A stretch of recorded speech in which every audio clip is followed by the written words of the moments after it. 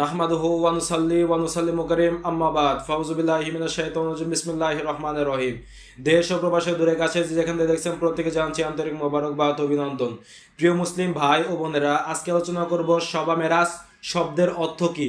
প্রিয় দর্শক শ্রোতা, প্রথমে আমাদের জেনে রাখা উচিত শব শব্দটি ফার্সি শব্দ, যার আরবি অর্থ হলো লাইলাতু, বাংলা আবিধানিক অর্থে যাকে বলা হয় রাত্রি বা রাত, এবং মেরাজ শব্দটি উরুস শব্দ থেকে এসেছে, যার অর্থ হলো ঊর্ধ্ব ভ্রমণ বা সিঁড়ি ইত্যাদি। নির্ভরযোগ্য ও শক্তিশালী মতে রাসূলুল্লাহ পাক সাল্লাল্লাহু আলাইহি সাল্লামের নবুয়তের দায়িত্ব প্রাপ্তির একাদশ বা দ্বাদশ বছরে রজব মাসের 27 তারিখ এই রজনীতে হযরতে জিবরাইল আলাইহিস সালামের মাধ্যমে বুরাকে আরোহণ করিয়া বাইতুল মুকাদ্দাস 7তম আসমান সিদরাতুল মুনতাহা, অতঃপর হযরতে জিবরাইল আলাইহিস সালামকে ছাড়িয়া রফরফে আরোহণ করিয়া আরশ মহল্লা পাড়ি দিয়া নূরময় জগৎ সিফাতের জগৎসমূহ ভ্রমণ করাকে মেরাজ বলা হয়। তবে মসজিদুল হারাম থেকে বাইতুল মুকাদ্দাস পর্যন্ত এই সফরকে ইসরাহ বা রাত্রিকালের সফর। অতএব আল্লাহর হাবিব রাসূল আকরাম সাল্লাল্লাহু আলাইহি ওয়াসাল্লাম সমস্ত কিছু পার দিয়ে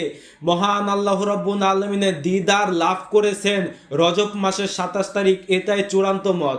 পরবর্তী ভিডিওতে আমরা রজব মাসের কত তারিখে আল্লাহর হাবিব রাসূল আকরাম সাল্লাল্লাহু আলাইহি ওয়াসাল্লামের পবিত্র ইসরা শরীফ বা মেরাজ শরীফ সংগঠিত হয়েছে সেই সম্পর্কে বিস্তারিত দলিল ভিত্তিকভাবে আলোচনা করব।